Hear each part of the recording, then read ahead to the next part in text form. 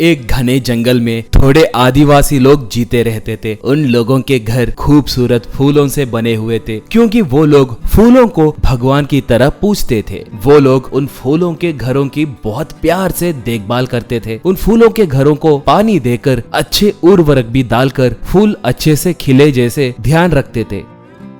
सुबह होते ही वो सब जंगल के अंदर जाकर जड़ी बूटियां और शहद इकट्ठा करते थे। थोड़े लोग जंगल में ही खेती बाड़ी करते थे। उनके पास सब्जी, शहद और जड़ी बूटियां खरीदने के लिए साधु भाई नाम का एक व्यक्ति आता था। साधु भाई दिल का बहुत अच्छा था। वो आदिवासी लोग भी उस पे बहुत भरोसा करते थे और उसकी बहुत इज्जत भी करते थे। साधु भाई उन्हें कभी धोखा नहीं देता था। वो हफ्ते में 2 बार फूलों के घर वाले इलाके को मिनी ट्रक में आकर उनके दिए सामान गाड़ी पे चढ़ाकर उन्हें पैसे देता था। बाद में उन्हें बाजार में बेचकर पैसे कमाता था। आदिवासी लोगों के बच्चों को मिठाइयाँ और खिलौने लाकर देते हुए उनका भी चहेता बना।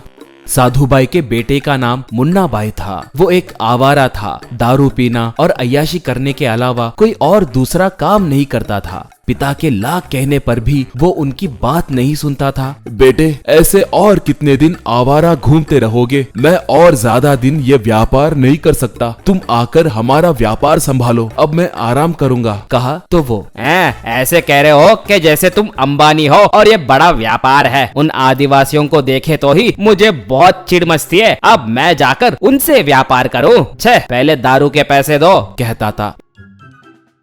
एक बार साधु भाई को बुखार आकर उसने खाट पकड़ ली। वो तब, बेटा तुम 2 दिन जंगल को जाकर सामान खरीद कर लाओ। अगर हम वो नहीं खरीदे तो वो खराब हो जाएंगे। उनसे आदिवासियों को बहुत नुकसान होगा। दया करके ये एक काम करो बेटा, कहा। वो तब, ठीक है, मगर मुझे 2000 रुपए देना होगा, कहा। अब पिता को मानना ही पड़ा। ऐसे वो उस मिनी ट्रक को चलाते हुए फूलों के घर वाले क्षेत्र में आया। वहां पर उन फूलों के घरों को देखकर वो आश्चर्य में पड़ गया। वो साधु भाई का बेटा है कहकर उसे सामान बेचे कहकर उसने उनसे कहा। आदिवासियों का नायक तब, अरे क्या तुम हमारे साधु भाई के बेटे हो? बहुत खुशी हुई बेटा, पहली बार हमारे गांव को आए, हमारा आतिथ्य स्वीकार कीजिए, कहा। ऐसे वो लोग उसे तरह तरह के आदिवासी व्यंजन खिलाए। वो उन्हें खाकर सामान लेकर पैसे देकर निकला।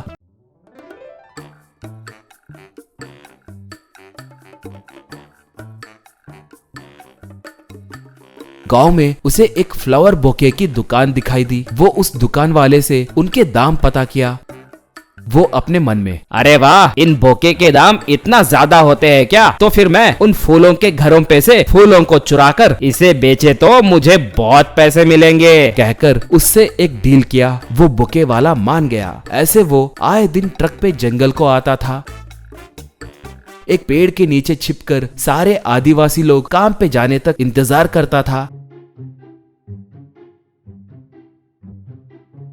उनके जाने के बाद एक एक घर पे के फूलों को तोड़कर ट्रक में डाल लेता था।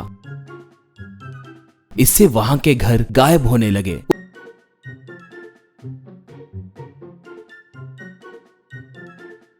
उन फूलों को बोके दुकान वाले को बेचकर वो पैसे कमाने लगा।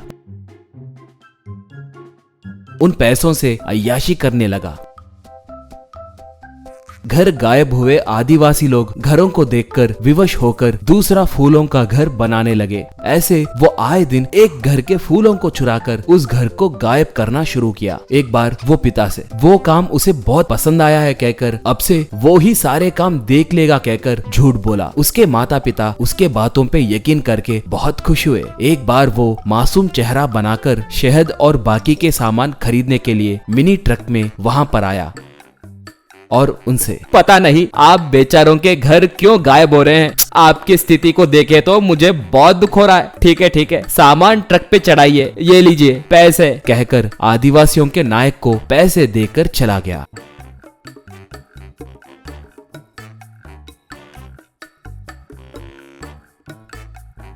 तब उनके नायक की पत्नी, वैसे हमारे घर गायब हो रहे कहकर हमने किसी से नहीं कहा ना, वो बात इसे कैसे पता चला? मुझे इस पर शक है, बोली। ये सुनकर सबको बात सही है लगा। अगले दिन जब मुन्ना भाई पेड़ के पीछे से आदिवासियों को काम पे जाते हुए देखकर एक घर के फूलों को तोड़ना शुरू किया, बस तब तक जो आदिवासी लोग काम को गए जैसे नाटक करके पेड़ के पीछे छुपे हुए थे, वो सब एकदम से आकर उसे पकड़कर खूब मारे। उनका नायक तब, चोर कहीं के, तुम्हारे पिताजी की सूरत देखकर तुम्हें छोड़ रहे हैं, एक और बार हमें दिखे तो मार कर यही गाड़ देंगे, कहा। बस मुन्ना भाई मारे डर के ट्रक में भागा।